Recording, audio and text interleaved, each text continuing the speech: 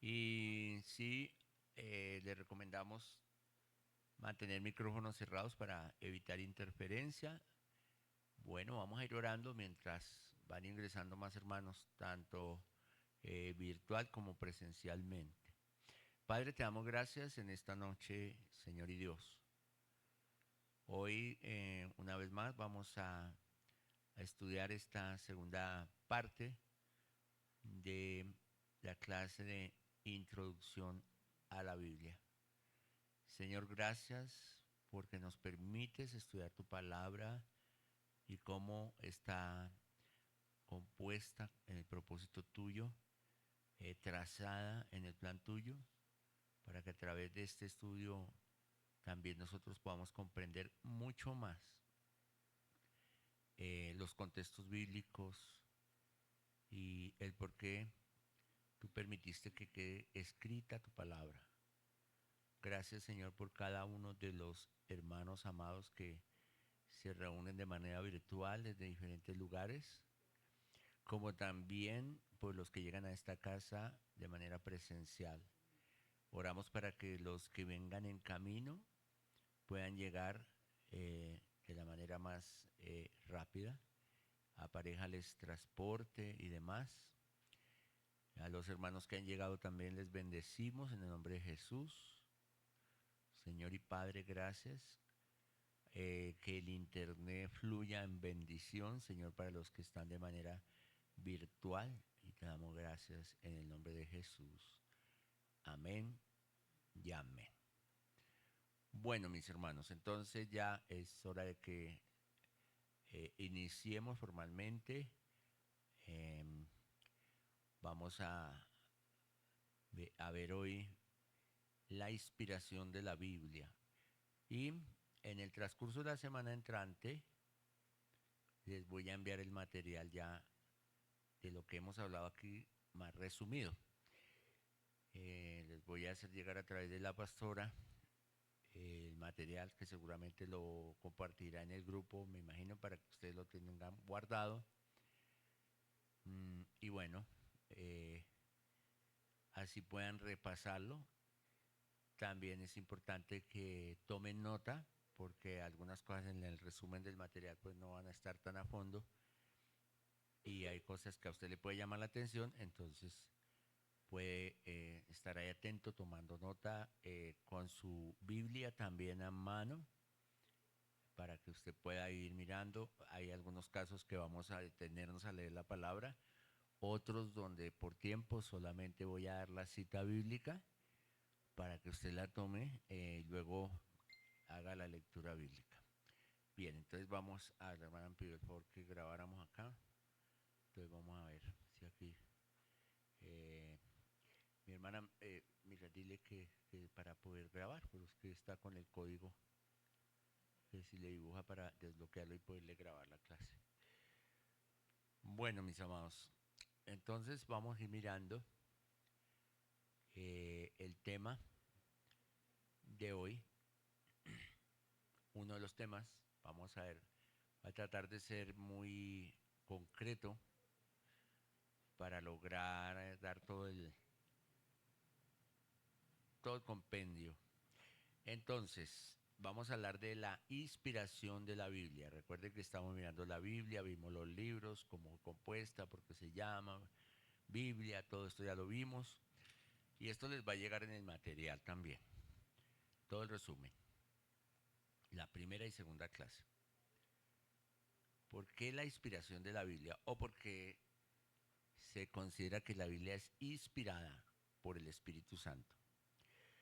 Nosotros los creyentes sabemos con certeza entonces que la Biblia viene de Dios. Algunos creen que es una producción humana, pero ya mismo hemos visto razones y que la Biblia es la palabra de Dios y la Biblia habla de la conducta, de la moral y obviamente también de la doctrina. Entonces la manera en que la Biblia encuentra su fuente en Dios, digamos, que viene de Dios, se le llama inspiración. Por eso la misma Biblia dice que toda escritura es que inspirada por Dios. La misma Biblia lo confirma. Segunda carta a Timoteo 3:16. La creencia de la inspiración de las escrituras es una declaración de fe de nosotros como cristianos. Debe ser una declaración de fe. Por ejemplo, nosotros en los estatutos que manejamos de la iglesia, dentro de los estatutos están las confesiones de fe. Y dentro de las confesiones de fe decimos, creemos que la Biblia es inspirada por Dios, que es la palabra infalible de Dios, basado en lo que dice la Escritura, en segunda a Timoteo 3:16. Entonces, la Biblia es la única autoridad dada por Dios que el hombre posee. Es la única, digamos, que tiene el hombre, esa evidencia dada por Dios, la Biblia, lo escrito, lo que ha permitido que esté escrito. Por lo tanto, entonces toda doctrina, fe, esperanza e instrucción para la iglesia debe basarse en la Biblia. Si usted, como estudioso de la palabra, llega a un lugar donde usted ve que sus principios de fe no están basados o completamente basados en la Biblia, entonces usted puede dudar de esa doctrina, de ese lugar. Pero, como es el caso de este lugar y los lugares que pastoreamos, son lugares donde la base de la fe y de todo lo que hacemos es la Biblia. No es un libro escrito por ningún hombre, no es el manual que escribió tal o tal, porque hay lugares donde usan un manual o un libro y luego sí la Biblia. Y aún el libro que usan tiene muchas citas bíblicas, pero muchas de esas citas bíblicas son eh, textos separados del contexto. Entonces un texto sin contexto se convierte en un pretexto. Y de ahí pueden surgir muchos errores doctrinales.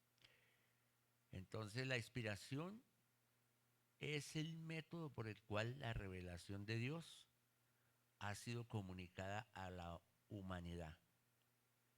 Es la forma por la cual Dios trae una revelación e inspiró por el Espíritu Santo a hombres que escribieron en cada uno en su tiempo y en su momento. Inspirar significa también, es una palabra que significa respirar. Tiene que ver con inspirar y tiene que ver con respirar. Entonces, cuando Pablo dice, toda la escritura es inspirada por Dios, podríamos decir que toda la escritura es respirada por Dios. Es la esencia. Y al decir respiración, hablamos de aliento. Y al decir aliento, hablamos también de soplo, ¿no? Y soplo es neuma. Y es la misma palabra que se utiliza para decir espíritu. Entonces la respiración de Dios está en todas las palabras, en toda la palabra.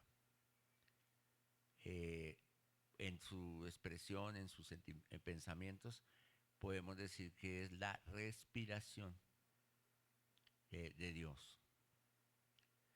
Entonces, ahí lo que hemos leído en 2 Timoteo 3:16 expresa que la inspiración es el método usado por Dios para impartir su verdad. Entonces también allá en 2 de Pedro 1:21, 2 de Pedro 1:21, tome nota, enseña cómo Dios opera por la inspiración por medio de la humanidad para impartir la verdad a la humanidad. Segunda de Pedro 1:21. Entonces, porque nunca la profecía dice, por, ¿sí? Dígame, hermano, ¿sí? Porque nunca la profecía fue traída por voluntad humana, sino que los santos hombres de Dios hablaron. ¿Cómo? Siendo inspirados. O sea, si eso va a hablar de respiración, entonces miremos de qué consta la respiración. Inhalar, entonces inspirar, inhala y exhalar. Usted generalmente inhala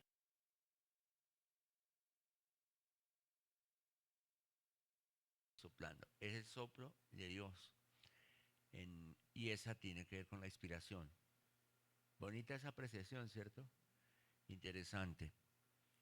Entonces, no podríamos de pronto explicar de manera total o completa cómo Dios habilitó a cada escritor para grabar el mensaje, pero no podemos tampoco cuestionar el hecho de que el Todopoderoso dirigió de manera sobrenatural la actividad de cada uno.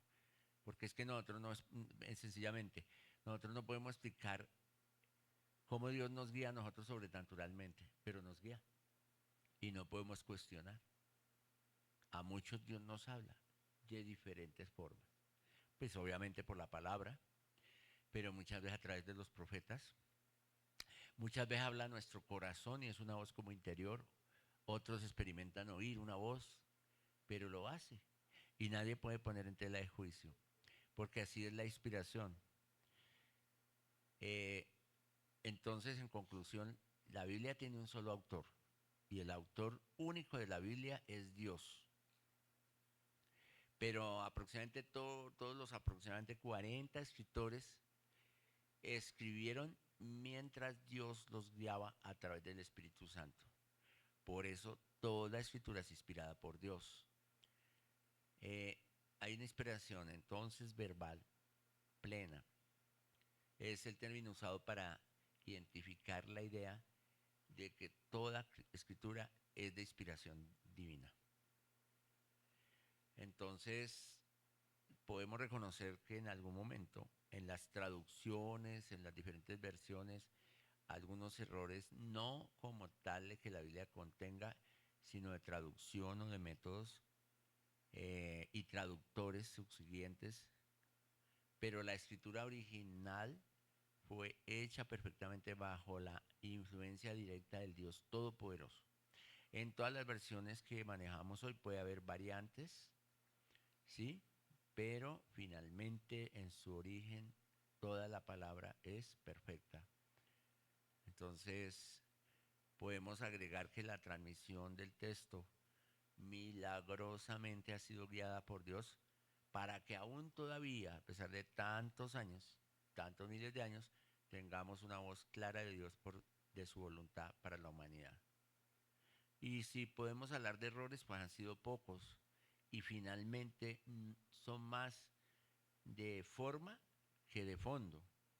Alguna palabra, alguna cosa que podríamos llamar los diferentes puntos de vista o transcripciones. Pero no han alterado las doctrinas que Dios le dio al hombre a través de la escritura. El Señor ha sido providencial para que la inspiración que se dio en la escritura de la Biblia continúe. Ninguna parte de la Biblia fue simplemente la expresión o pensamiento del autor. Todo fue inspirado, cada versículo. Entonces, hay algunas formas de probar la inspiración. Entonces, la prueba de la inspiración. La primera, la prueba interna. La prueba de la inspiración, la prueba interna, que es el testimonio de las escrituras. Entonces, los escritores del Antiguo Testamento afirmaron que las escrituras fueron palabras de Dios. Y hay muchas citas bíblicas que nos van a llevar a esa razón. ¿Cómo más comprobamos o cómo más podemos hacer la prueba? Pues por la misma palabra. Éxodo 21. Éxodo 21 dice, y habló Dios todas estas palabras. Y hay muchas citas así, ¿no? Que dice, y dijo Dios. Éxodo 34:27. Éxodo 34:27. Y Jehová dijo a Moisés. Jehová dijo a Moisés. Segundo libro de Samuel. Segundo libro de Samuel. 23:2. 23:2. El Espíritu de Jehová ha hablado por mí. Y su palabra ha estado en mi lengua. El Espíritu de Jehová ha hablado por mí. Está cierto. Y su palabra ha estado en mi lengua. Hay otra cita. Bueno, vamos a Ezequiel 22. Ezequiel 22. ¿Qué dice Ezequiel 22? Y vino a mí palabra de Jehová diciendo. Entonces, recuerden la forma de comprobar la inspiración como la prueba interna, el testimonio de las mismas escrituras. Malaquías 1:1. Malaquías 1:1. Profecía de la palabra de Jehová contra Israel. La palabra de Jehová contra Israel por medio de Malaquías. En el Nuevo Testamento dice, segunda carta de Pedro 1:21, segunda de Pedro 1:21, segunda de Pedro 1:21. Los santos hombres de Dios hablaron siendo inspirados por el Espíritu Santo, ¿cierto? Lo tenemos ahí, ¿cierto? Los santos hombres de Dios hablaron siendo inspirados por el Espíritu Santo. Y en Hebreos 1:1 inicia Hebreos diciendo, Dios, habiendo hablado muchas veces y de muchas maneras en otro tiempo a los padres por los profetas. ¿Listo? Y la que ya vimos, segunda de Timoteo 3:16. Entonces, Jesús habló de las escrituras de una manera clara que atribuía autoridad divina. En Mateo 5:17 al 18, Mateo 5:17 al 18, hay bastante cita bíblica acá. O sea, que alcance a tomar tranquilo, que de todas maneras, pues, en el resumen lo va a ver. Pero en Mateo 5:17 al 18, Jesús habló de la ley y los profetas, ¿cierto?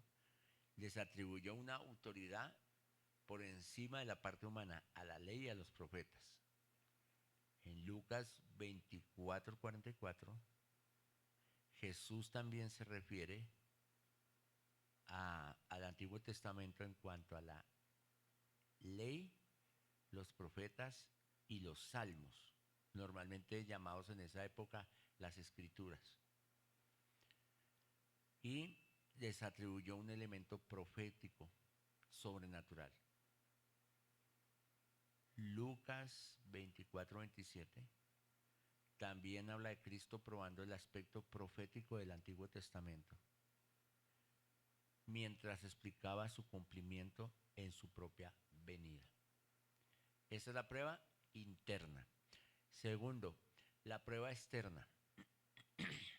La prueba externa son los testimonios desde fuera de la Biblia. Hay pruebas externas también de la inspiración.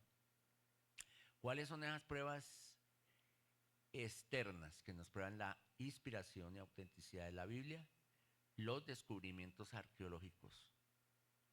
¿Sí? Hay muchos descubrimientos arqueológicos que han confirmado. Muchos descubrimientos, incluso hay unos descubrimientos arqueológicos del arca, se han hecho excavaciones y se han encontrado partes del arca donde la misma ciencia lo ha corroborado y así.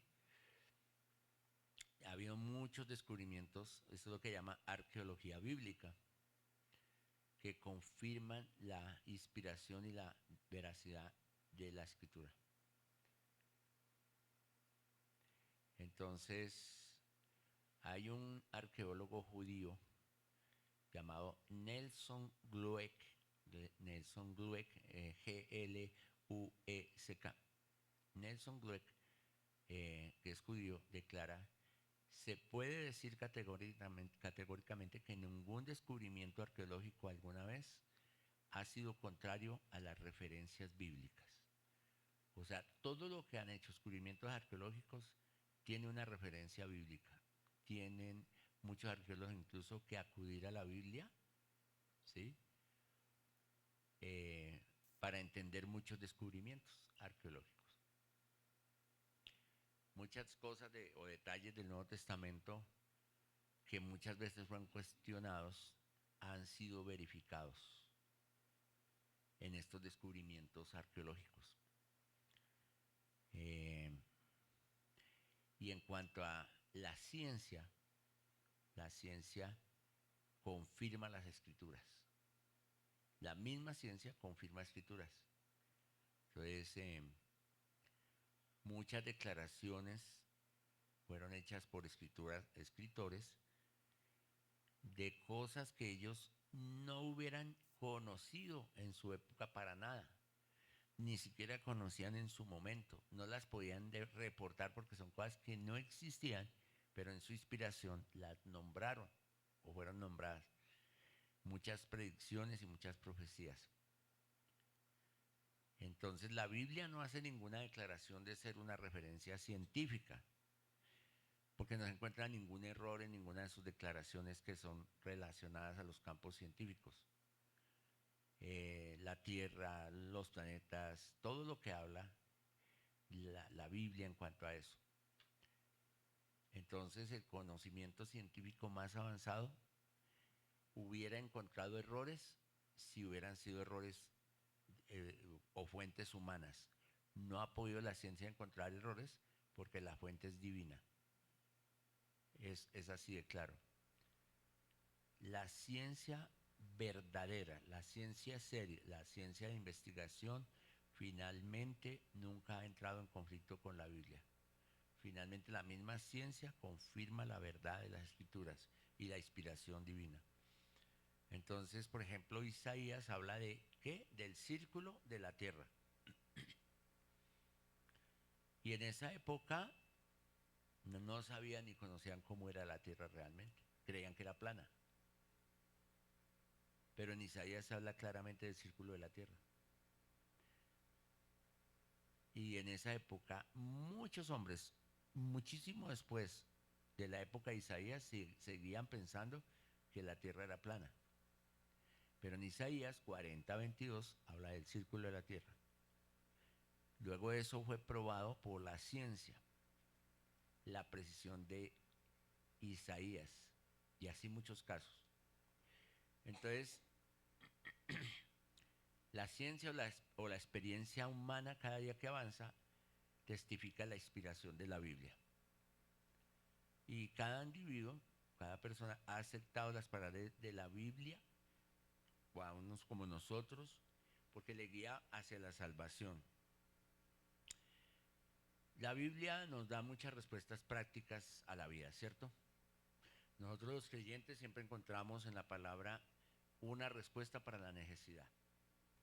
Esa es una evidencia externa.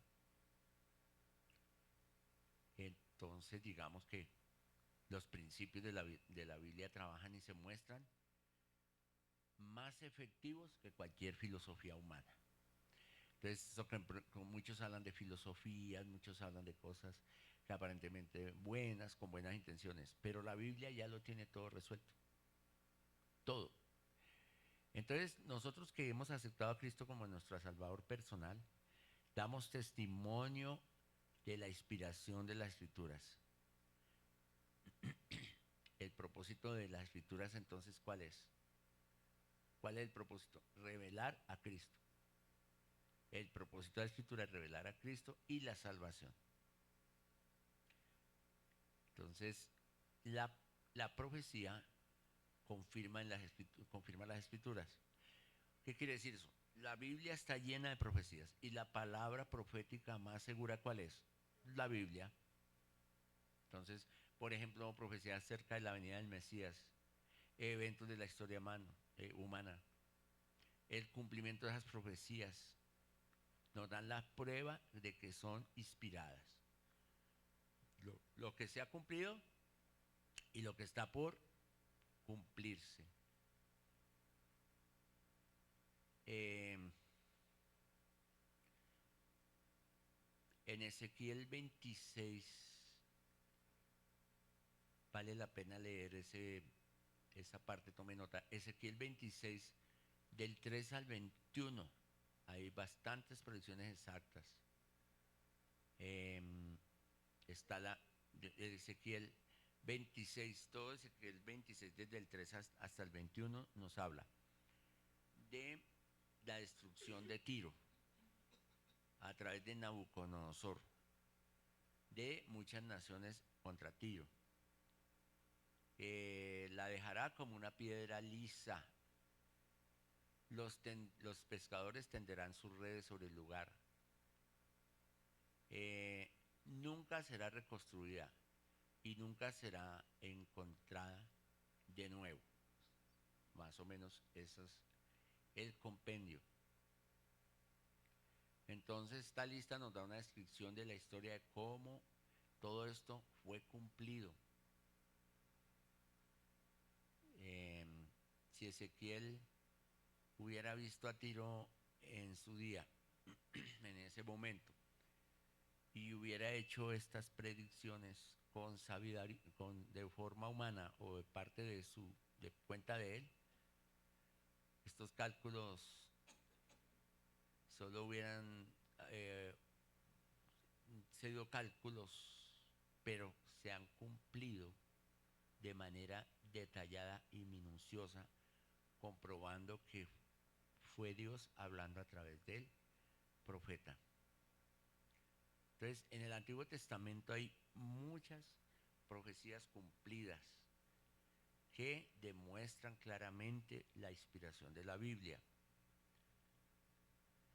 El Antiguo Testamento fue terminado aproximadamente 400 años antes de la venida de Cristo. Y según esas predicciones, se cumplieron como los escritores le dijeron. Entonces hay muchas, se le va a llegar las citas bíblicas donde usted puede comparar, ¿sí? Y por decir algo, en el Salmo 114 llama a Melquisedec sacerdote para siempre según el orden de Melquisedec.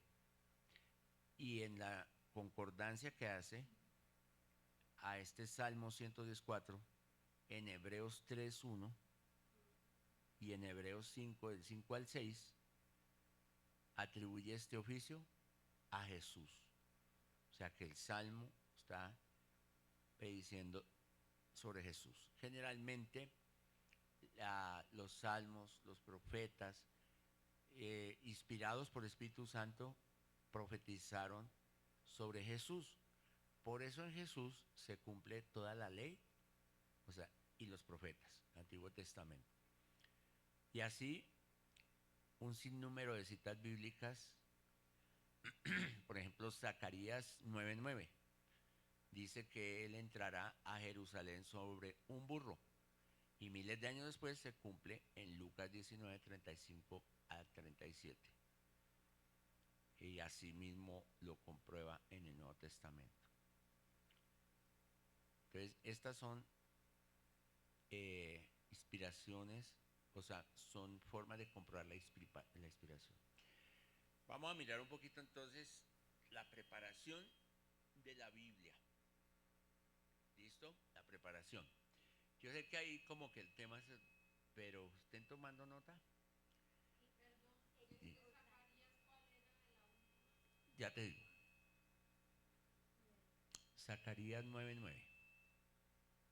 Y la concordancia o la confirmación está en Lucas 19 del 35 al 37, que relata la entrada del Señor a Jerusalén. 35 al 37. Entonces vamos a mirar un poquito el nacimiento de la Biblia. Ya esto es como un recorderis ya, ¿sí? Entonces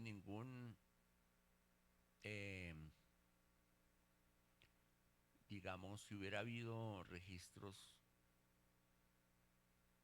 desde la época o desde antes de Moisés, ¿sí? Si hubiera habido registros, si hubieran hecho referencia a esos registros. Pero todo indica que empieza en Moisés, en, cuando Moisés, en aproximadamente el año 1500 antes de Cristo, hace un registro continuo de los hechos, de la revelación de Dios a la humanidad, eh, que fue preservado, que en un principio era voz a voz, de manera juglar, pero luego en escritos, y Moisés empezó su registro de hechos con la creación. Esto es evidente que Dios, que Dios ordenó esta parte a Moisés como la primera fase de su revelación divina y que debería ser preservada por escrito. Y antes del tiempo de Moisés, pues todo parece indicar que el Señor se revelaba oralmente a los hombres tal como lo hizo con Adán, con Noé y con Abraham. Era de una parte oral. Pero Josué y otros hombres precedieron a Moisés como escritores inspirados de las escrituras. Como casi 40 hombres continuaron la obra en que Moisés comenzó. Entonces Dios escogió a hombres de todos los ámbitos, ¿sí? De todas las épocas, de todas las formas de ser. Y en ese transcurso, como ya lo habíamos dicho en la primera clase, 1600 años aproximadamente, utilizó diferentes formas de que los hombres escribieran, hasta lo que hoy tenemos como tal en la Biblia escrito. Así que la Biblia nació en la mente de Dios, es el origen, y fue comunicada al hombre según lo mismo, las palabras que hemos leído, lo que testifica la palabra, hasta que la revelación completa de Dios fue dada. Hay unos manuscritos originales. Estoy resumiendo bastante porque este es un tema denso. Estoy resumiendo. Entonces, de esos manuscritos originales del Antiguo Testamento hebreo se han encontrado. Y pues no, no hay unos manuscritos originales, antecesores, que digamos, no hay una evidencia histórica fuerte en eso, sino unos posteriores se han ido encontrando. Entonces la ausencia de manuscritos originales no nos lleva a dudar de la Biblia, ni de su inspiración, ni autenticidad. Pero hay miles de copias de los manuscritos originales que son hebreos y griegos, muy antiguos también, pero esos sí existen. Están en diferentes lugares, museos, se han encontrado. Entonces, ¿cuáles son esos manuscritos o algunos de esos manuscritos existentes? Manuscritos existentes. Entonces hay una evidencia disponible en miles de copias de manuscritos del Antiguo y aún del Nuevo Testamento que confirma la precisión de las escrituras. Muchos eruditos han podido hacer estudios comparativos de estos manuscritos y han encontrado una pureza en el contenido de la literatura. Entonces, ¿cómo clasificar esos manuscritos? Póngale clasificación de los manuscritos. Son cuatro grupos. Primero, manuscritos hebreos en el Antiguo Testamento. Manuscritos hebreos en el Antiguo Testamento. Entonces, de estos manuscritos hebreos del Antiguo Testamento, ninguno de ellos son o dataron desde antes del siglo VIII después de Cristo. Cuidado la cantidad de tiempo. hasta nuestros tiempos recientes. Pero se han, por ejemplo, descubierto los manuscritos del Mar Muerto. Eso fue en el año de 1947. Hasta 1947 se encontraron los manuscritos del Mar Muerto. Parte significativa de los manuscritos aparecieron datando de 1000 años, más antiguo que otros manuscritos que ya se han descubierto. Hay otros manuscritos que son los manuscritos griegos. Manuscritos griegos del Nuevo Testamento. Muchos de esos manuscritos datan del siglo IV, con algunos fragmentos que datan de los siglos III y II. Y son las copias que están allí preservadas y no son muy lejanas en su transcripción a los manuscritos originales del primer siglo después de Cristo. También los manuscritos griegos del Antiguo Testamento. Son copias de la versión Septuaginta. Y la Septuaginta es la traducción griega del Antiguo Testamento al hebreo. Pasa al hebreo. La Septuaginta se escribe como séptimo, pero se le pone Septuaginta. Septuaginta. Septuaginta. Esta Septuaginta fue terminada en el siglo III antes de Cristo. Y las copias del manuscrito vienen del siglo IV antes de Cristo. Entonces, los manuscritos de la Septuaginta son muchos y se encuentran en varias bibliotecas y museos. Otro grupo que tiene que ver con las primeras traducciones de las escrituras. Entonces, las copias de los manuscritos de las primeras traducciones o parte de ellas existen en otros idiomas como el siriaco y el latín y tienen fechas muy variadas. Pero esa gran multitud de manuscritos que están disponibles hace más fácil hacer estudios comparativos y reconstruir la redacción original del texto. Estos estudios han verificado la precisión de nuestra Biblia, aunque ya se ha transmitido por medio de varias copias del mismo manuscrito y de varias traducciones de ellos. ¿Ve? Entonces, cuando usted coge la Biblia y la mira de Génesis y Apocalipsis, dele gracias a Dios, porque ha habido mucho trabajo y muchos hombres y aún mujeres, recuerden que yo me refiero a hombres en términos genéricos, que Dios ha usado, no solo para la inspiración, sino para recopilar y traducir. ¿Sí?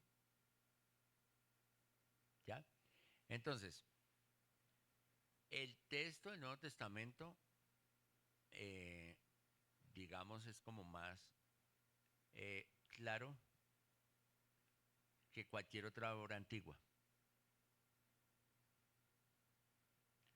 Porque, por ejemplo, en comparación a la Ilíada,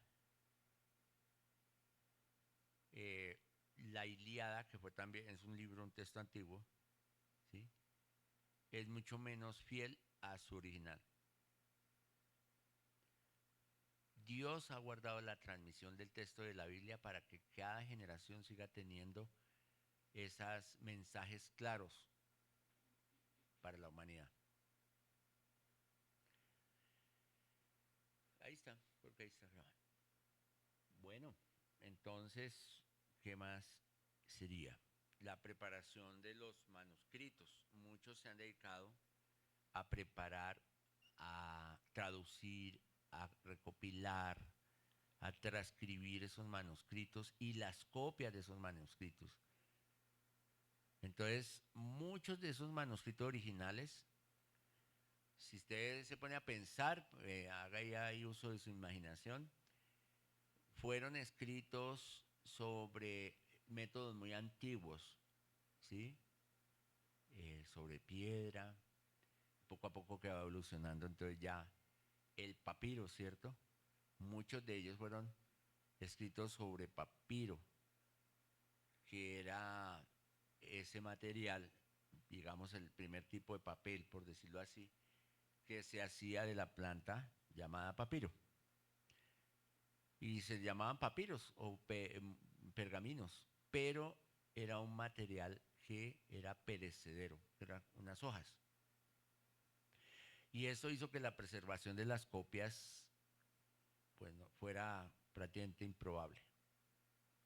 Y el uso del papiro se, se, se llevó hasta el tercer siglo después de Cristo. Se usaba todavía papiros. Pero luego del papiro vino el pergamino, que ya fue un papel mucho más claro. El papiro era como una hoja. Pero el pergamino fue preparado de la piel de los animales, como las ovejas y las cabras. Y el uso del pergamino viene a ser de 2500 años antes de Cristo. Probablemente algunos de estos manuscritos originales fueron escritos en el pergamino. Otro preparado de la piel de ternero era la vitela, que a menudo era esa piel, eso que preparaban de allí, esa membrana, por decir algo, la teñían de color morado. Y hay algunos manuscritos existentes escritos sobre vitela morada, se llama así. Los primeros manuscritos se encontraban en la forma de un rollo, por eso toma el rollo del libro, ¿sí? Y tomé el rollo del libro, eran rollos. Esos rollos tenían una medida aproximada de 6 a 10 metros de largo. ¿Me imagina cómo eran los rollos? De 6 a 10 metros de largo. O sea, digamos de aquí, más o menos allá, casi a donde 10 metros es largo. Ese era más o menos, pero se dice que algunos midieron hasta 44 metros de largo de esos rollos. Entonces los traductores, los que tradujeron la Septuaginta, dividieron algunos de los libros originales hebreos. Ojo, tomen nota de esa. Dividieron. ¿Para qué? Para evitar esos rollos tan largos. Entonces empezaron a hacer las primeras divisiones y organización de los códices o códice o formato de los libros para facilitar la lectura. Y el cristianismo fue la razón principal por el desarrollo del códice. Códice, forma en que se organiza la escritura.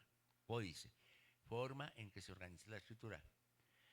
Se usaron varios tipos de cañas, plumas y tinta para escribir sobre estos materiales. Entonces esto es toda una historia.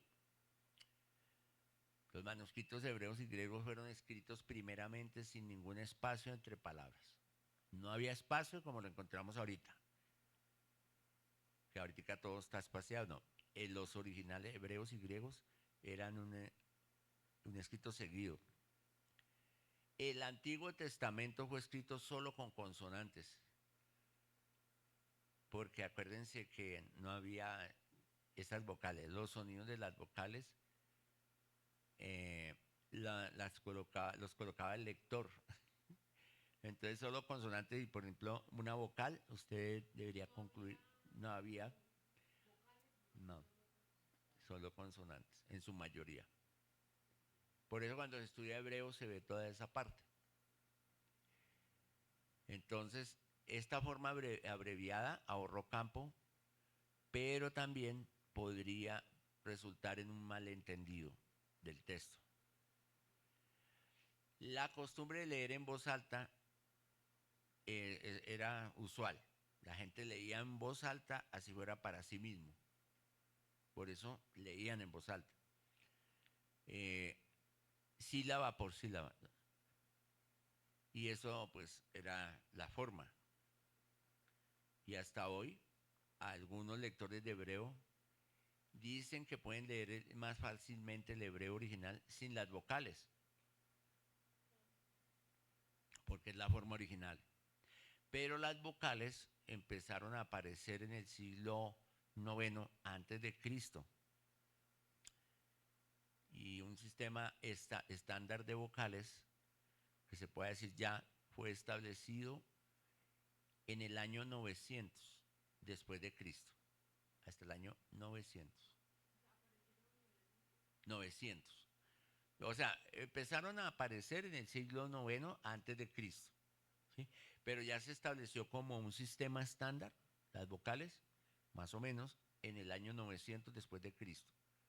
O sea que prácticamente no existían. Bueno, ¿cómo más organizaron o compendiaron la Biblia? El texto hebreo fue arreglado en columnas y se leía de derecha a izquierda, porque así se lee el hebreo. La manera en que los escribas judíos tan cuidadosamente hacían este trabajo explica la pureza de los manuscritos, ¿sí? Porque eran muy cuidadosos en todos los detalles. Era una regulación detallada lo que hacían los copistas. Ellos eran muy exactos, en otras palabras, eran muy exactos y muy estrictos porque sabían que estaba en la palabra. Entonces, todo esto pues nos lleva a ver que Dios obró para que se conservara lo más puro la palabra. Entonces, los escribas del periodo 500, del año 500 después de Cristo hasta el año 1000, se llama esos escribas que están entre el año 500 al 1000 después de Cristo, 500 después de Cristo al 1000 después de Cristo, se le llama el periodo de los masoretas o el periodo masorético. Son los escribas masoréticos. Se distinguieron por ser muy precisos y muy exactos en la traducción y en la copia de las escrituras. Y usaron aparatos adicionales para asegurar la precisión del texto. Por eso se habla de textos masoréticos. Implica que son textos seguros. Las palabras y las letras de cada rollo fueron contadas varias veces para evitar omisiones o adicciones. La precisión de los escribas judíos se nota cuando en un manuscrito hebreo se compara con otro, porque son casi idénticos. Fue un trabajo arduo, continuo, juicioso, de hombres que Dios usó para preservar la palabra de la mejor manera posible. Hay algunas diferencias de pronto entre un texto y otro, pero no son de fondo, sino de forma. Precisamente, algunas vocales y detalles de ortografía, de acuerdo al tiempo y de acuerdo al criterio de muchos. Cuando se descubrieron los manuscritos del Mar Muerto, en 1947, eh, esto trajo una prueba extraordinaria de la preservación precisa de las escrituras hebreas. El manuscrito del Mar Muerto de Isaías tiene 1000 años más que el manuscrito hebreo más antiguo conocido hasta ese descubrimiento. O sea, encontraron unos textos de 1000 años más antes. Pero aunque pasaron esos 1000 años, las únicas variaciones son menores y no hacen ninguna diferencia en puntos doctrinales. Entonces, es una evidencia sorprendente de que el hecho del Antiguo Testamento fue preservado a través de los años, entre 1000 años, imagínense, y no hay cambios significativos. Bueno, ¿listo? ¿Cómo vamos? ¿Descansamos un poquito?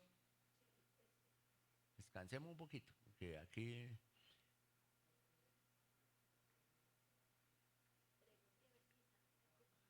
Que no le alcanzó a ir al hermano.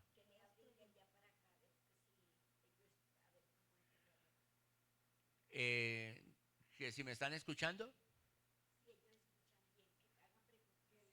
Sí, señor. Ah, perfecto, perfecto. ¿Cómo vamos? ¿Vamos bien? Ok, Bien, bien, pastor. bueno, les felicito por estar ahí juiciosos constantes. Este tema es un poquito denso, pero es de tomar nota, de tomar apuntes. Y ustedes tranquilos, de lo que puedan tomar nota, verifiquen con la Biblia, pero yo les voy a enviar un resumen para que lo tengan un poco más didáctico, digámoslo así. Listo. Entonces, unos 10 minuticos, pastor. ¿Sí? Vamos a tomar unos 10 minuticos más o menos, como para que se relajen. Los que están en virtual pueden también levantarse un poquito, estirar las piernas, tomar algo. Nosotros aquí también. Y seguimos mirando otro tema muy interesante que es cómo se formó el canon y qué es el canon. Bueno, listo. Entonces ya regresamos. Dice por ahí un locutor, no se muevan.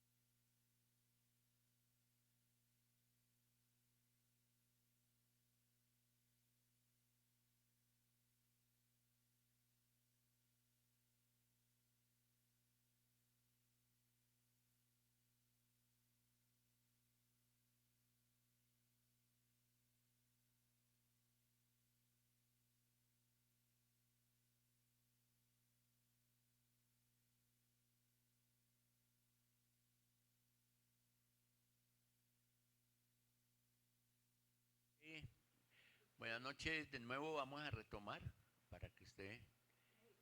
Bueno, ya pasaron más de 10 minuticos, entonces vamos a continuar con el tema. Listo. Vamos a mirar la formación del canon. ¿Por qué el significado del canon? Y, y cómo llegó a formarse. Entonces, listo. Dame un segundito acá. Sí, el significado del canon, o la formación del canon, y qué es. Entonces, ¿qué es el significado o qué es el canon?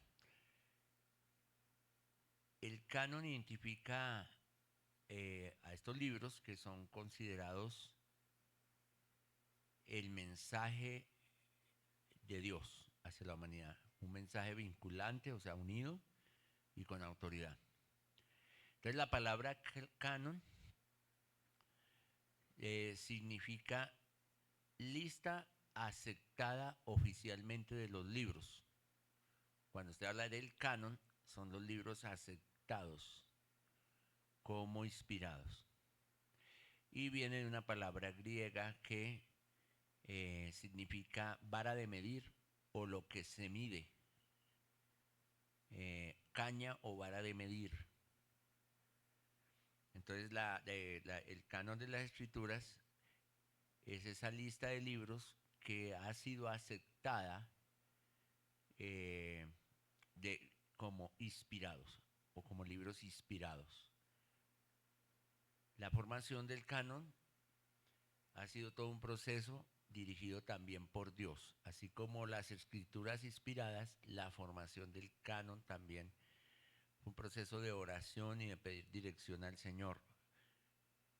Entonces no es solamente una lista de libros hecho por los hombres, que otros hombres dijeron, sí, bueno, está bien, sino que también ese mismo canon tiene una inspiración para poder saber cuáles libros y cómo los estudiaban de manera que tuvieran esa concordancia y esa vinculación, esa unidad entre ellos.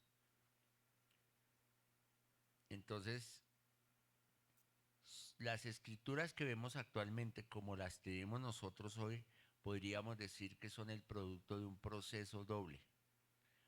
Primer proceso, Dios dirigió la escritura del libro por medio de la inspiración, pero después guió a los hombres en reconocer al libro como parte de las escrituras inspiradas. En otras palabras, la Biblia como la vemos hoy fue escrita primeramente por los hombres, pero entonces cada libro fue reconocido como teniendo autoridad especial de Dios y fue aceptado eh, como ser esa parte integral de la palabra de Dios. Entonces, los libros de la Biblia no es que sean reconocidos como inspirados porque son parte del canon, sino más bien fueron reconocidos siendo de Dios y después fueron incluidos en lo que se llama canon. ¿Me hago entender? No es que digan, son parte del canon, entonces por eso son inspirados. No, al contrario. Son inspirados por Dios y se ha comprobado su inspiración y por eso hacen parte del canon. Entonces, como Dios dio a los hombres hacia un conocimiento de estos libros que eran escritura, también inspiró a los hombres a escribirlos. Entonces, primero, la formación del canon del Antiguo Testamento. Entonces, desde el tiempo de Moisés hasta Malaquías, que es el periodo del Antiguo Testamento, se conocen estos libros. Muchos libros más fueron escritos aparte de los que conocemos. ¿Sí? Son parte de las escrituras. Pero cada sección del Antiguo Testamento hebreo hace referencia a las otras escrituras. En otras palabras, por decir algo, en un profeta hace referencia a lo que también dice en Génesis, que es lo que llama concordancia. Hay una unidad y una concordancia. Pero esa palabra canon canon, como nosotros la conocemos, fue realmente usada en la era cristiana, o sea, podríamos decir aparentemente recientemente, por decirlo así. Pero es el tema de reconocer los libros inspirados está a lo largo de la historia de Israel. Entonces, el canon era un conjunto de escrituras que crecía constantemente y se y sin embargo, pues a pesar de de que se iban compilando, pues corroborara que no se contradijeran entre ellos mismos. Entonces tenemos lo que ya habíamos visto, la ley, ¿sí? Que es el Pentateuco, ¿cierto? Los 5 primeros, fue reconocida como autoritativa de parte de Dios o una con inspiración de Dios, eh, más o menos en el siglo XII antes de Cristo, para la época de Ezequías, y tal vez mucho antes, porque ustedes leen la Biblia y tienen la seguridad y la certeza de que ellos también eh, hacían referencia a los libros, por ejemplo, del Génesis o de Moisés, de la ley, con seguridad. Las escrituras proféticas fueron terminadas en el tiempo de Zacarías y Malaquías, que son el último Malaquías, ¿no? Entonces esta sesión del canon fue terminada y reconocida cuando se hizo evidente que la voz de los profetas ya no se oía, en una época en que hubo una especie de oscurantismo. Pero en el momento de Cristo, él mismo dio por hecho y aceptada estas escrituras de la ley y los profetas como inspirada, que era lo que habíamos visto. Exactamente no se sabe cuándo las escrituras fueron reconocidas como parte de la palabra de Dios, pero se considera que fue alrededor del segundo siglo antes de Cristo, cuando volvemos a hablar que fueron incluidas en la Septuaginta. Y Jesús las tuvo en cuenta como parte de las escrituras de los hebreos. Y ya en el Nuevo Testamento, los escritores del Nuevo Testamento aceptaron tres divisiones principales del canon.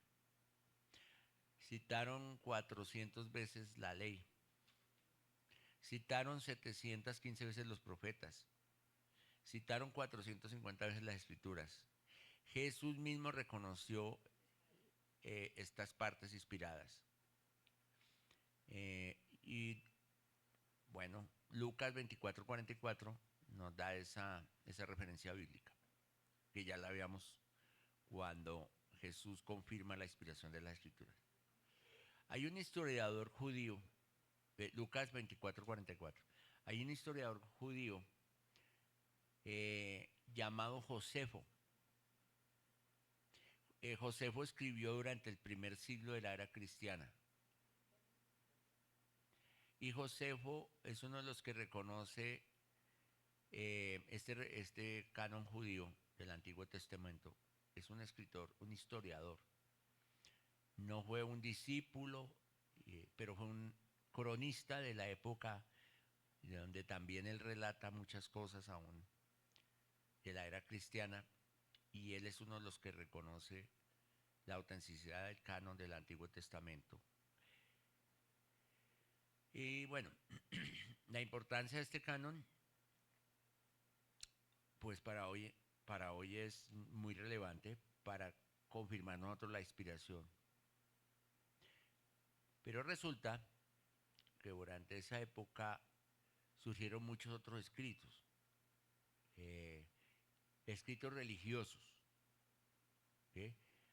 eh, de algunos hombres que intentaban afirmar un lugar para ellos en el Antiguo Testamento. Entonces, en otras palabras, decían, yo también escribo sobre esto y esto fue inspirado, y eh, había muchísimos escritos. Entonces se vieron la necesidad de compilar y de comparar, porque entre todos había enseñanzas, pero también había errores.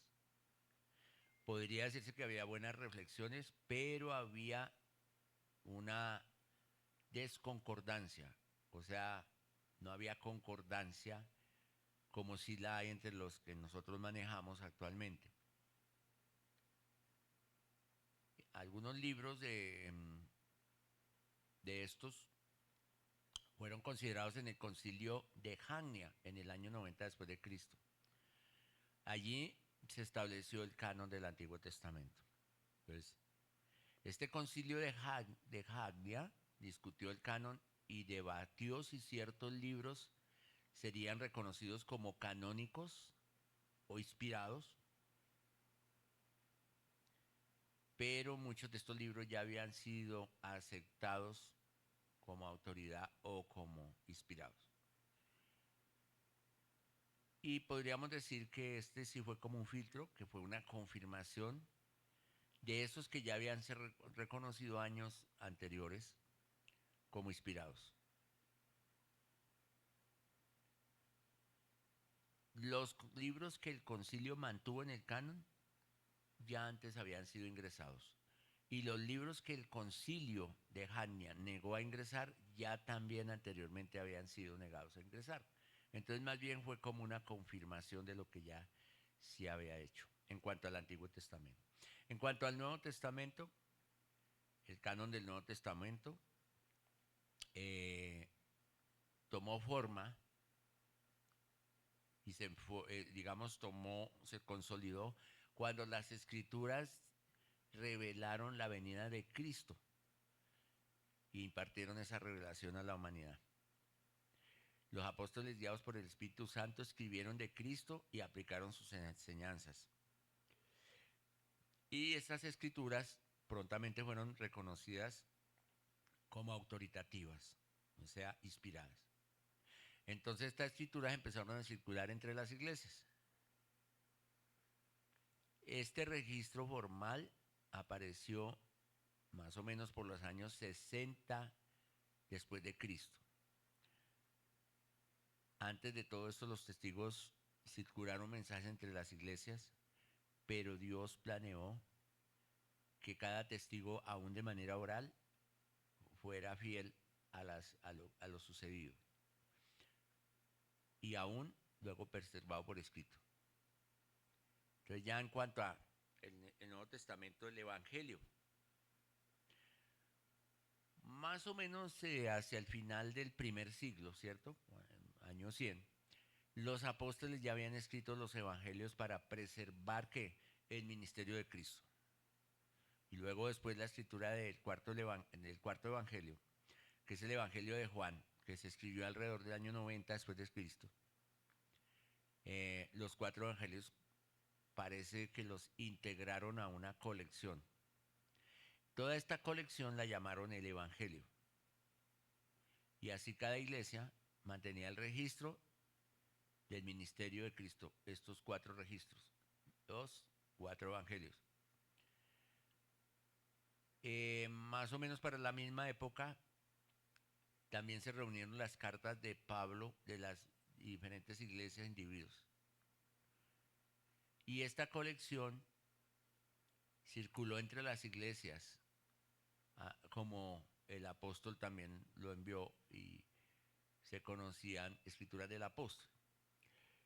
Entonces, parte de la historia del Evangelio de Lucas, que siguió después de la ascensión de Cristo, fue dejada sola cuando los cuatro evangelios fueron unidos. ¿Sí? Todo lo que se después de la ascensión en Lucas.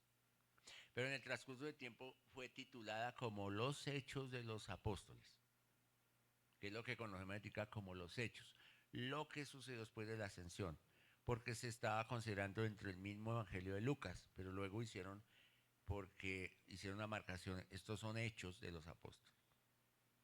El libro de Hechos, o sea, la obra de Lucas, compartió esa misma autoridad y se consideró inspirado por la misma concordancia con los evangelios. Las cartas de otros apóstoles y hombres apostólicos, el Apocalipsis de Juan, también fueron reconocidos como autoridad divina y también empezaron a circular entre las iglesias. Después del primer siglo, el Nuevo Testamento tomó forma y estaba siendo conocido entre todas las iglesias. Eh, Se hizo evidente entonces establecer un canon del Nuevo Testamento. Un canon oficial del Nuevo Testamento no se había reconocido formalmente, pero Dios dio a la iglesia a reconocer estos libros inspirados. Más o menos hacia ese tiempo, poquito después de que ya dijeron es necesario, surgió un hereje llamado Marción. Marción. Marción desarrolló su propio canon y empezó a circularlo por las iglesias. Muchas iglesias empezaron a usar estos libros de origen dudoso. Eh, ya hay imagínense, un hereje. ¿Por qué? Porque metió, y hubo muchos así, cosas que no eran y contradecían las otras partes. Entonces los líderes de la iglesia estaban preocupados por la autoridad de los libros que se usaban para enseñar a las iglesias y vieron necesario someter las escrituras a la prueba para ver si llevaban evidencia de la autoridad apostólica o autoría apostólica. Ocurrieron muchas discusiones, reuniones, listas de libros, pero Dios mantuvo la dirección sobre todos estos acontecimientos. Entonces, los contenidos del Nuevo Testamento actual, como lo vemos, se comparan entonces con una lista de libros enviadas a las iglesias en el año 367 después de Cristo. Esto lo hizo Atanasio de Alejandría. En el año 393 después de Cristo, un concilio de una iglesia, el concilio de Hipona, 393 después de Cristo. Señora, 367. Atanasio de Alejandría. Pero un concilio, el concilio de Hipona, en el 393 después de Cristo, que enlistó 27 libros del Nuevo Testamento como hoy los conocemos, los que conocemos, en el concilio de Hipona. Entonces vinieron individuos y grupos llegando a un acuerdo común sobre los libros que habían sido aceptados como inspirados. Y ahí vemos de nuevo a Dios dirigiendo toda esta parte, digámoslo así. Después del siglo IV, después de Cristo, no se puede decir que no ha habido ningún cuestionamiento de estos 27 libros del Nuevo Testamento. Entonces la palabra canon se refiere a la lista de libros que constituyen nuestra Biblia. La evidencia muestra que el canon del Antiguo Testamento fue definido en el momento de Cristo. Pero la historia muestra también que los libros del Nuevo Testamento estaban siendo leídos en las iglesias poco después de ser escritos. Entonces es importante pues reconocer que ninguna iglesia o concilio como tal redactó el canon de las escrituras. La Biblia no debe su existencia ni su autoridad a ningún hombre o a ningún grupo. Volvemos y ratificamos, la autoridad de las escrituras viene de Dios. Dios sencillamente dirigió a los hombres a identificar los libros que habían sido inspirados. Y así el canon de esta lista de libros que conocemos nosotros. Pero vamos a hablar un poco de la otra parte. Los libros apócrifos, o lo que algunos llaman deuterocanónicos. Entonces, los que hablamos, que ya están compilados, son los canónicos. Y los apócrifos o deuterocanónicos. Los evangélicos los llamamos apócrifos, los católicos los llaman deuterocanónicos, aunque también muchos de ellos no los consideran inspirados. Pero ahí viene la diferencia que preguntaba el otro hermano el otro día entre la Biblia católica y la cristiana evangélica. Entonces los libros apócrifos no son parte de la Biblia. ¿Por qué verlo? Vamos a mirarlo. La palabra apócrifo viene del griego apocrifabia o apocrifaya. Apócrifa, y significa escondido o oculto. Sí, apócrifa. Apócrifa. Y significa escondido o oculto. Y en este término escondido o oculto se usaba o lo entendían en la época como un libro cuyo origen es de dudosa procedencia o de desconocida procedencia. Dudosa, dudoso o desconocido. Y entonces se le nombró como no canónico. Pero el uso común de apócrifo se encuentra en el Antiguo Testamento y católico eh, y digamos lo nombran como deuterocanónico también. Entonces, el que estudia la Biblia es importante saber, que sepa que hay libros apócrifos del Nuevo Testamento que no son canónicos. Entonces vamos a mirar que también hay libros apócrifos del Antiguo.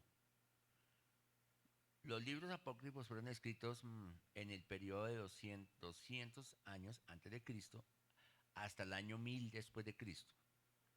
Entonces también tienen una vasta historia. Después de que el canon del Antiguo Testamento fue terminado, seguían escribiendo. Algunos de ellos hay que reconocer que contienen valor histórico y literario y son auténticos de esa época. Pero no quiere decir esto que los haga inspirados. En otras palabras, sí son muchos de ellos auténticos de esa época, pero no son inspirados. ¿Por qué no son inspirados? ¿Por qué se considera que no son inspirados? El hermano preguntaba hace 8 días. Porque les faltan elementos distintivos de la escritura, del resto de las escrituras inspiradas, y se contradicen en algunas partes. Entonces, los libros se los voy a nombrar, pero después en el resumen los van a tener. Los libros apócrifos del Antiguo Testamento son 14. Los libros apócrifos son varios. Por eso fueron muchos escritos. Entonces, ¿cuáles son? Primero de Esdras, segundo de Esdras, se los voy a nombrar así rápido y ya después yo les... Tobías, Judith, última parte de Esther, la sabiduría de Salomón, y entre esos ya ustedes se van a dar cuenta que en la católica hay algunos de esos. Eclesiástico o sabiduría de Salomón, eso lo reconocen los católicos, por ejemplo.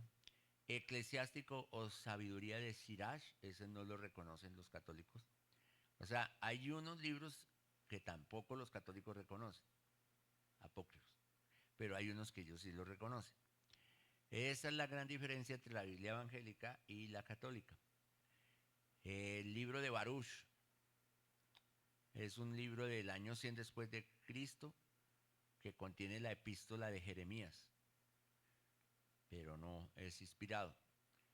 La historia de Susana, Bel y el dragón, el cántico de los 3 niños santos, la oración de Manasés, primer libro de Macabeos y segundo libro de Macabeos. Por ejemplo, en Macabeos, creo que en el primero, esto es algo que me acuerdo, dice que para sanar a un ciego había que sacar un pescado y bueno, más o menos me acuerdo. Y de eso de pescado sacarle el ojo o el aceite del ojo, algo así, y untarlo y bueno, una cantidad de menjurjes. Esos son detalles pequeños, pero que mire cómo estos masoretas hicieron todo este estudio, estos estudiosos, traductores y todo, copistas, ese trabajo minucioso es decir, no, esto no encaja aquí. Que dice que cuando Jesús era pequeño, entonces un pajarito se murió y él lo resucitó y una cantidad de cosas así. Eso viene de los apócrifos, ¿sí? Realmente la unidad de la escritura hace evidencia de que Jesús comenzó su ministerio a los 30 años. El registro que hay en todos los evangelios es cuando Jesús se presenta en el templo y bueno, el nacimiento y todo esto. pero no hay nada que diga que Jesús hizo milagros antes de los 30 años. Entonces, hay libros de estos que hablan de eso.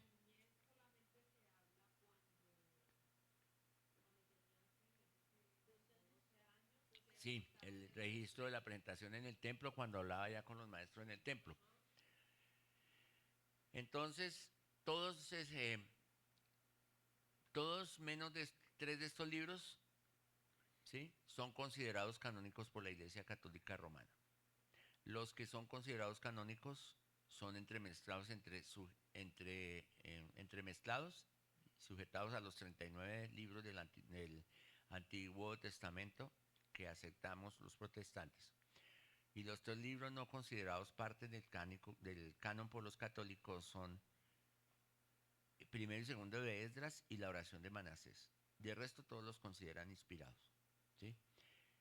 Y ya luego por conveniencia, para obtener un breve entendimiento de los libros, se ha hecho este estudio bajo cuatro divisiones, ¿sí? Se divide para que sean más fáciles de clasificar. Entonces viene el histórico, estamos hablando de los apócrifos. El histórico, que es Esdras y Macabeos. El legendario, que es Tobías, Judith, adiciones a Esther y las adiciones del libro de Daniel. Profético, que es Barú, oración de Manasés y segundo de Esdras. Éticos, eclesiástico y sabiduría de Salomón. Entonces, algunos de los libros apócrifos, volvemos y lo decimos, contienen material útil, ¿sí? Pero deben ser rechazados como parte del canon porque no llevan las marcas de ser inspirados. Entonces se pueden mostrar muchas razones válidas para no aceptar esta escritura. Entonces, lo que preguntaba el hermano, ¿por qué? ¿De dónde? Porque también la constitución del canon fue inspirada por Dios, porque ellos fueron guiados por Dios, no fueron para mirar. Imagínense ese estudio tan juicioso. Como hoy nosotros somos inspirados, como la pastora o las pastoras, o a la hermana de nosotros, vamos a orar, Señor, quiero que me guíes para dar esta palabra, para hacer este estudio, para predicar el domingo. Y entonces usted no toma las referencias bíblicas, claro, pero usted con esas referencias Dios empieza a hablar a través de su boca. ¿Sí? Pero usted sabe que lo que está diciendo es inspirado por Dios porque usted no está diciendo algo que no esté en la Biblia. Usted lo dice y lo traduce para la época actual y para que todos los hermanos entendamos. Pero usted va a la referencia bíblica. Y si no fuera así, entonces los hermanos dicen, uy, pero ¿cómo así? La enseñanza que dio el pastor, como raro eso, como que si ve que el mismo espíritu así mismo hicieron con el canon. Esto suena raro, esto no, a mí no me da paz, o esto no cuadra. En cierta forma nosotros hacemos un canon. Cuando nos enseñan, cuando hay errores, ¿sí? En estos libros pues abundan en errores históricos, geográficos, anacronismos. El anacronismo es poner un evento fuera de su tiempo correcto en la historia. Entonces, por la información viene que pasó en tal año y resulta que no, eso no pasó en esa época, pasó 100 años antes o 100 años después. Entonces, esos son los errores de estadística, por decir algo, de fechas, anacronismo. Estos libros se consideran apócrifos porque enseñan doctrinas falsas, fomentan prácticas que están en desacuerdo con las escrituras inspiradas y concordadas, eh, acuden a tipos literarios que muestran como algo artificial, ¿sí? O muy superficial o muy fantasioso que no tiene concordancia en la inspiración. Les faltan los elementos distintivos que dan el carácter divino a las escrituras genuinas, el poder profético y el sentimiento espiritual, el sentir espiritual. Entonces, hay un libro, eh, bueno, lo voy a traducir al español porque está en inglés, pero hay un autor que escribe un libro. Ah, ya. se llama ¿Cómo obtuvimos la Biblia? Es un libro que se llama ¿Cómo obtuvimos la Biblia? El autor es de apellido Lig Fogg. Les voy a deletrear.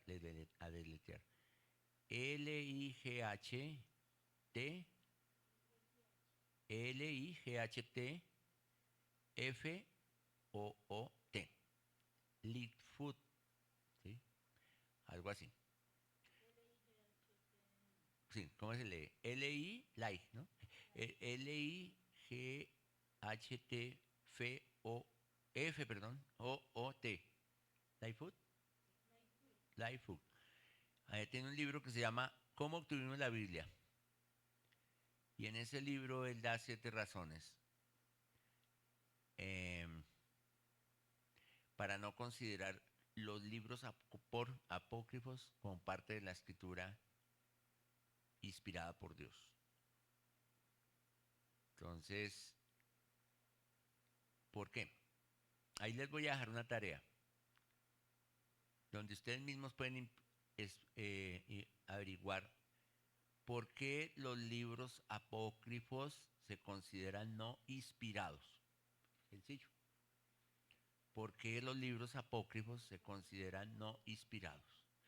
Cada uno de ustedes averigua y en sus propias palabras eh, hace un trabajo sencillo, unas 2 hojitas, 3 hojitas máximo, donde pueda explicar esa parte, donde usted lo entienda más perfectamente. Pero, por ejemplo, en este libro, el autor dice que no deben considerarse inspirados, ya que no fueron incluidos en el Antiguo Testamento hebreo. Jesús y sus apóstoles no aceptaron la escritura de los libros apócrifos. Los primeros escritores judíos y cristianos no los reconocieron como canónicos. Les falta evidencia interna de inspiración. Por ejemplo, contienen errores históricos, cronológicos y geográficos. Algunos de los libros, señora, ahí está la respuesta.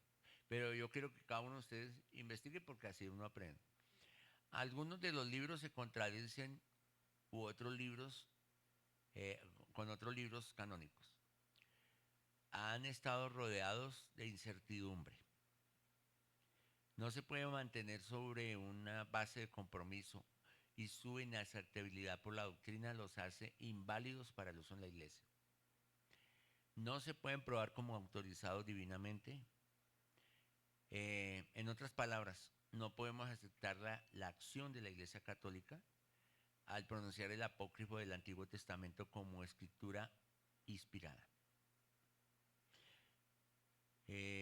¿Cómo entonces tenemos que tener un estudio cuidadoso de la palabra? Los libros apócrifos se pueden estudiar, vuelvo y les digo, para datos históricos, fechas e información, pero nunca como fuente de inspiración divina, para un estudio, porque sí, muchos de ellos son de la época, en ese sentido, son de la época.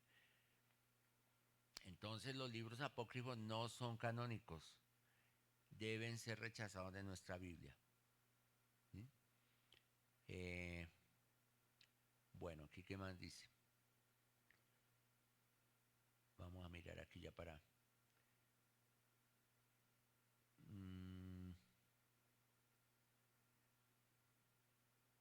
Bueno, los libros apócrifos del Nuevo Testamento fueron escritos bajo nombres falsos de los apóstoles y otros que ni siquiera eran apóstoles. Son del segundo siglo más tarde. Hay varios tipos de escrituras que están incluidos: evangelios, hechos, epístolas y aún apocalipsis. Los evangelios apócrifos, aquí ya vienen, mira, aquí está.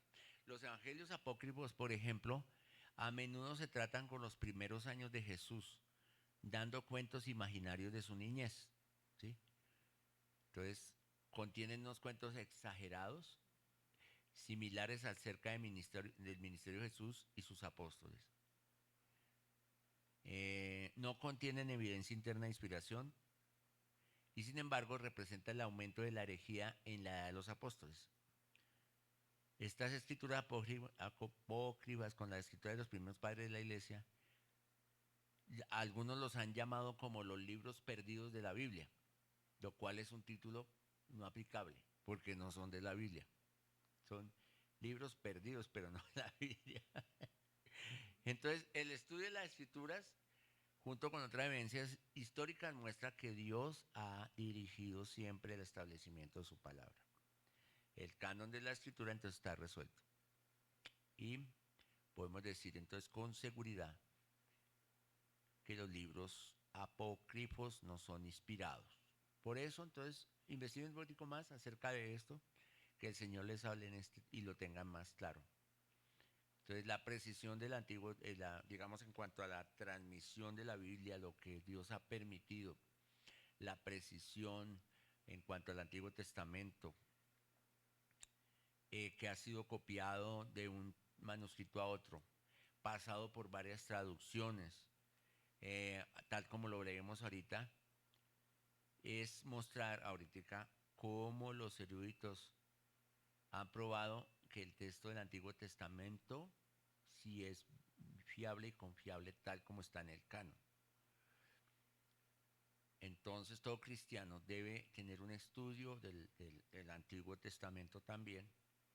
El que estudiante, el que esté interesado en comprobar, en obviamente el estudio de la Biblia, eh, debe tener ese cuidado y tener consciente de esto.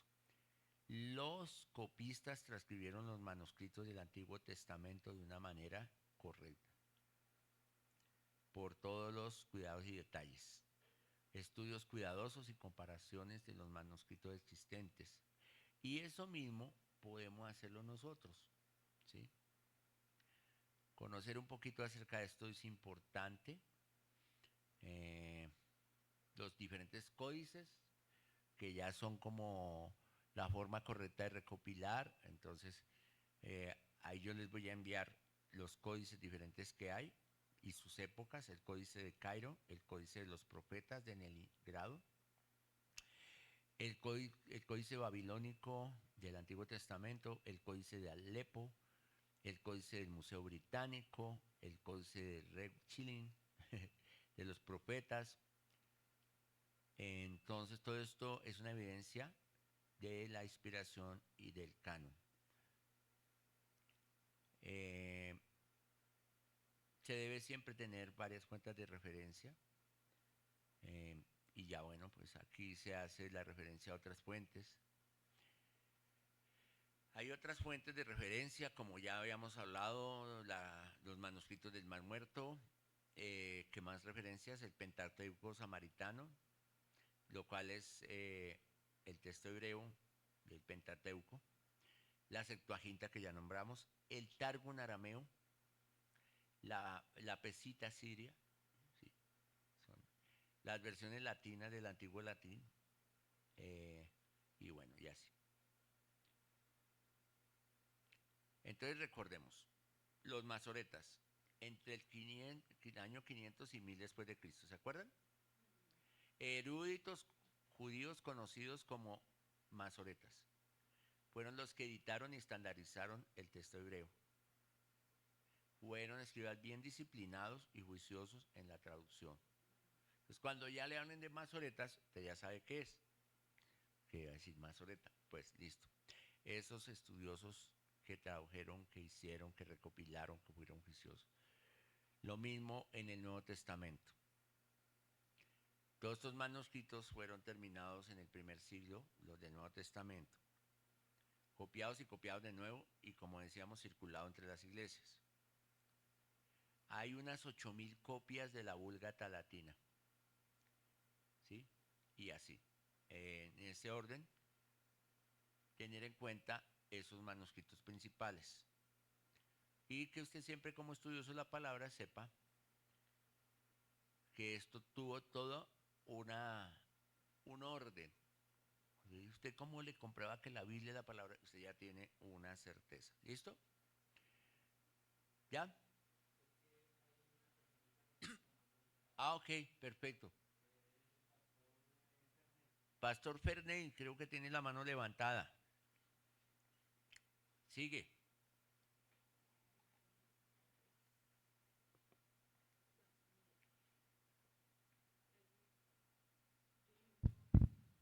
Francisco, buenas noches. Pastor, Para todos, buenas bendiciones. noches, Dios los bendiga. No, pues estaba compartiendo un poco con la pastora aquí, basado a los apócrifos, Sí, señor. eh, donde habla esta parte, yo le decía a la pastora de razón que cuando la palabra se enseña, claro, viene una inspiración de Dios, porque es que Dios respalda la palabra, Ajá. pero también hay un punto clave allí con respecto a los oyentes. Ellos también reciben la palabra y, y la entienden. ¿Por qué? Porque es una palabra que hay una inspiración y nosotros como tenemos el Espíritu de Dios, entonces podemos entender o discernir la palabra que están enseñando. Correcto. Amén. Sí, sí, señor. Gracias por ese importante aporte, pastor. Es eso precisamente, ese mismo entender y discernir. De nosotros saber por el Espíritu Santo también que lo que se está predicando, enseñando y hablando es correcto. Gracias, pastor, por el aporte. Y bueno, mis amados, ya les voy a hacer llegar en el transcurso de la semana a través de la pastora como el material, como un resumen un poquito más didáctico para que lo tengamos ahí a mano y entre esos también mirar varias versiones. Nosotros todos sabemos que hay diferentes versiones, ahí vamos a referenciar algunas versiones, nombrarlas por lo menos, porque como lo ven, este es un estudio profundo. He tratado he tratado de no ir muy allá, sino más bien un poquito más, y sin embargo, este, pero ¿cómo les pareció? A mí me parece que es muy importante tener esa hipnosis de la palabra y recordarla, porque yo sé que muchos de ustedes ya lo saben. También es importante recordarlo. Algunos otros no sabemos algunas cosas, pues también es bueno aprenderlas. Uno nunca terminará de aprender. Nuevamente felicitarlos por el interés, por ese corazón enseñable y animarles a que sigan avanzando todos en este diferentes estudios que se hacen en el instituto.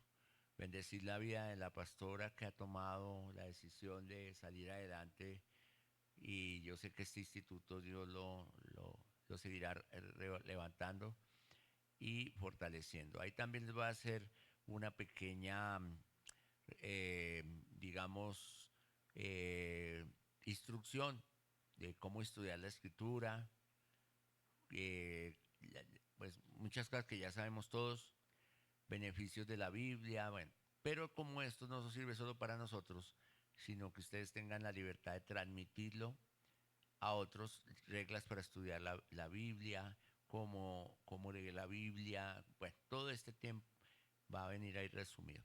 Bueno, mis amados, entonces espero que ha sido de bendición, que hayan podido tomar notas y vamos a orar para cerrar. Padre, te damos muchas gracias en el nombre de Jesús por este tiempo, Señor amado. Te pedimos, Señor, que por tu Espíritu Santo también nos guíes, así como nos lo decía el pastor Ferney, también podamos nosotros tener ese discernimiento para no dejarnos engañar, porque esto nos dice que a través de los miles de años siempre ha habido intenciones malignas para desviar tu verdad y tu palabra, y asimismo hasta la época. Y aún irá aumentando porque este, está escrito, Señor, que habrá falsos apóstoles, falsos profetas, falsos pastores, pero Señor, ante ti estamos y estamos en este instituto y aprendiendo cada día y orando a ti y leyendo la palabra y investigando porque lo que queremos es agradarte a ti. Guárdanos, Señor, para no desviarnos ni a la izquierda ni a la derecha, sino ir por el camino recto que eres tú, Señor. Gracias, Señor, por este lugar, por la iglesia, verdad y vida, por su pastora Luz Marina, por cada uno de los hermanos, los líderes, por cada uno de los pastores, líderes y hermanos que han estado unidos también de manera virtual. Hoy en el nombre de Jesús te damos a ti toda la honra, la gloria. Llévanos en bendición a los que salimos para nuestros lugares o a nuestras casas, como también a los que ya están en casa, que puedan descansar y ser bendecidos en Cristo, ellos y sus familias. Amén y amén. Amén, mis amados. Bueno, el Señor les